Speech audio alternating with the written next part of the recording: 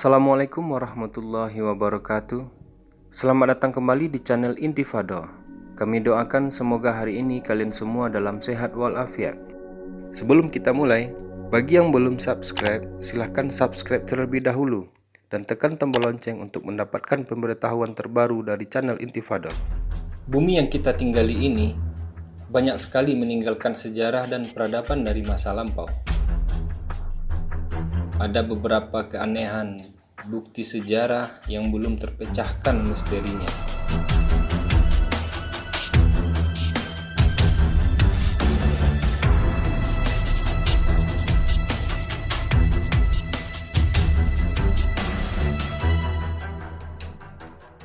Ilmuwan dibuat kebingungan akan peradaban tinggi yang ditinggalkannya.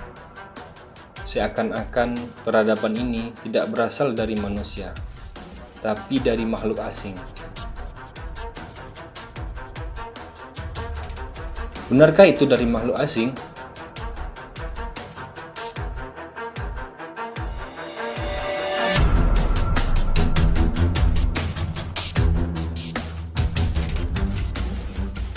Mari kita simak penjelasan para ulama terdahulu tentang siapa penghuni bumi sebelum Nabi Adam diciptakan.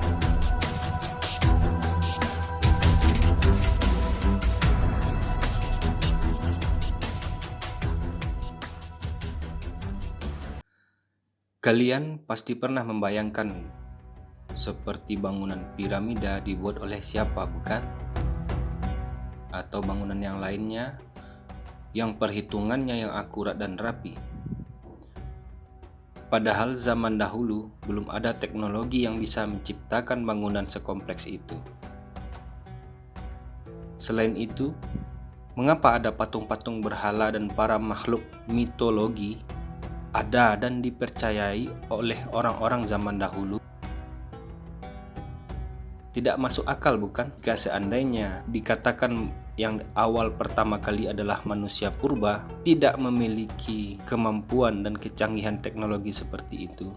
Pernahkah kalian berpikir, kenapa mereka mempunyai perhitungan yang akurat dan rapi dalam menciptakan bangunan-bangunan yang sekompleks, sesempurna itu? Benarkah peradaban kita sekarang ini yang kita agung-agungkan sangat maju, peradaban yang kalah jauh dengan mereka di masa lampau yang membangun piramida yang sempurna, taman Babilonia, kota bawah tanah, kota di atas gunung seperti Machu Picchu?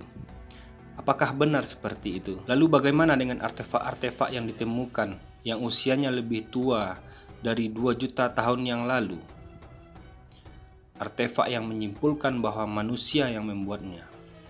Jika Anda coba browsing, searching Google, peninggalan manusia bersama dinosaurus, atau jejak-jejak lain yang menggambarkan buatan manusia yang berusia lebih dari puluhan juta tahun yang lalu, maka kita akan berada dalam titik bingung.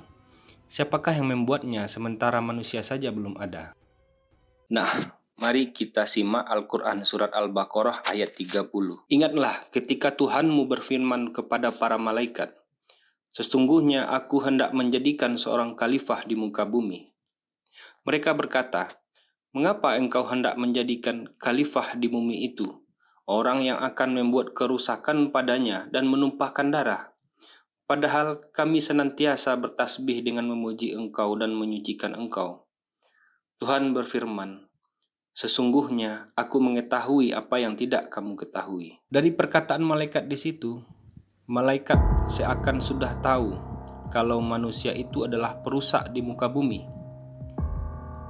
Dari situ, fakta yang logis adalah malaikat tahu bahwa ada makhluk yang mirip dengan manusia yang menyukai pertempuran dan pertumpahan darah. Kalau tidak, kenapa hal tersebut dikomentari atau dikomplain oleh para malaikat dan Azazil?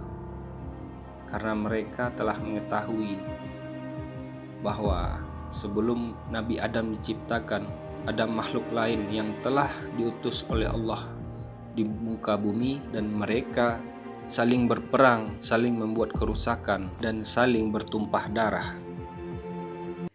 Dalam kitab tafsir Al-Quran Al-Azim, jilid pertama halaman 91-93, Ibnu Katsir mengemukakan beberapa pendapat dari sahabat, tabi'in, dan para ulama.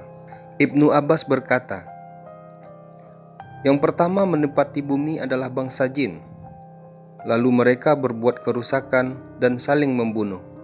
Lalu Allah mengutus iblis membunuh mereka dan bangsanya hingga mereka terpojok ke daerah-daerah pegunungan dan laut. Kemudian Allah menciptakan Adam untuk ditempatkan di muka bumi. Abu Ja'far Al-Razi meriwayatkan dari Al-Arabi bin Anas dari Abu Al-Aliyah saat menafsirkan ayat di atas. Dia berkata, Allah menciptakan malaikat di hari Rabu, menciptakan jin di hari Kamis, dan menciptakan manusia di hari Jumat. Lalu bangsa jin melakukan kerusakan. Maka para malaikat turun memerangi mereka. Oleh karena itu, malaikat mengetahui sifat mereka yang melakukan kerusakan, sehingga ketika Allah akan menciptakan manusia, mereka bertanya, apakah engkau akan menciptakan orang yang akan melakukan kerusakan di permukaan bumi? Mujahid dan Abdullah bin Amri berkata, jin dan keturunannya tinggal di bumi 2000 tahun sebelum diciptakannya Adam. Mereka melakukan kerusakan di bumi dan saling membunuh. Lalu Allah mengutus tentara dari bangsa malaikat dan memerangi mereka hingga mereka terpojok di lautan. Menurut riwayat Ibnu Abbas, selepas bumi dan langit diciptakan, lengkap dengan segala isinya seperti gunung-gunung, tumbuhan, dan hewan, Allah pun mencipta pentadbir pertama bumi yang beraneka untuk mengusir mereka dengan diketuai oleh Azazil. Kemudian mereka pun melarikan diri ke gunung-gunung dan tinggal di sana. Menurut petunjuk Islam, manusia tidak diciptakan di bumi, tapi yang diturunkan di muka bumi sebagai manusia atau khalifah, sebagai makhluk pengganti yang tentunya ada makhluk lain yang diganti. Dengan kata lain adalah Adam bukanlah makhluk pertama di bumi, tetapi ia adalah manusia pertama dalam ajaran agama Samawi. Dan Allah tidak mengatakan untuk mengganti manusia sebelumnya, tetapi pengganti makhluk yang telah membuat kerusakan dan menumpahkan darah di bumi. Al-Maqdisi menjelaskan bahwa terdapat 3 umat yang utama di dunia sebelum Adam. 2 daripadanya terdiri daripada kaum jin, manakala kaum yang ketiga golongan yang berbeda dari jin, karena mereka ini berdaging dan berdarah. Golongan ketiga ini adalah mereka yang dimaksudkan sebagai yang saling berbunuh-bunuhan atau yang menumpahkan darah dan membuat kerusakan, seperti yang diulas dalam Al-Baqarah ayat 30. 2 golongan jin yang dimaksudkan oleh Al-Maqdisi merupakan 2 golongan jin yang saling berperang antara keduanya, yang menyebabkan Allah menciptakan jan dari nyala api. Beliau juga mengatakan bahwa jan adalah golongan jin laki-laki. Mereka beraneka rupa. Golongan ini bersikap seperti manusia, makan, minum, dan berketurunan. Dan nenek moyang mereka merupakan iblis yang dikutuk Allah. Diriwayatkan bahwa Allah jadikan malaikat sebagai penghuni langit dan jan sebagai penghuni bumi. Selepas Allah mencipta jan, dia pun menempatkannya di bumi. Karena peradaban mereka yang sangat maju, membuat mereka congkak, egois, dan mementingkan nafsu. Mereka saling berperang dengan bangsanya sendiri, hingga akhirnya turun perintah Tuhan kepada Azazil untuk menyeru sampai dengan memusnahkan bangsa ini. Karena panik akan dihancurkan oleh Azazil, banyak bangsa jan yang punah. Namun ada beberapa yang berhasil menyelamatkan diri, pergi ke gunung yang jauh dan pulau-pulau agar tidak ditemukan oleh Azazil.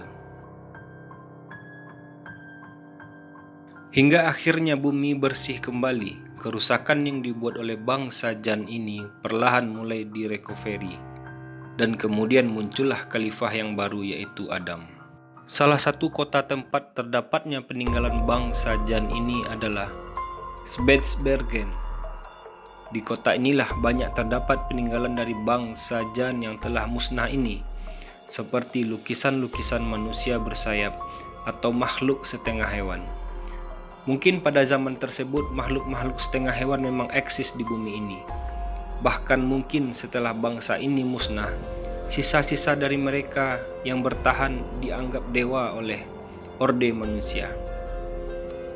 Karena mereka mengajarkan teknologi-teknologi, tak heran di berbagai penjuru dunia kita dapat menemukan berbagai artefak atau lukisan manusia setengah binatang. Bahkan di Indonesia sendiri terdapat artefak manusia setengah binatang. Di salah satu candi di Jawa Tengah, berbentuk badan manusia dengan sayap dan kepala burung, sama dengan di Mesir dalam lukisan di dalam piramid berbadan manusia berkepala burung. Atau mungkin mitologi dan legenda dahulunya adalah memang kenyataan, seperti mitologi Yunani yang banyak menyebut dan menggambarkan manusia setengah hewan, atau legenda dari tanah Jawa yang menceritakan manusia setengah hewan. Sampai di sini penjelasan kita tentang siapa makhluk yang menghuni bumi sebelum Nabi Adam diturunkan.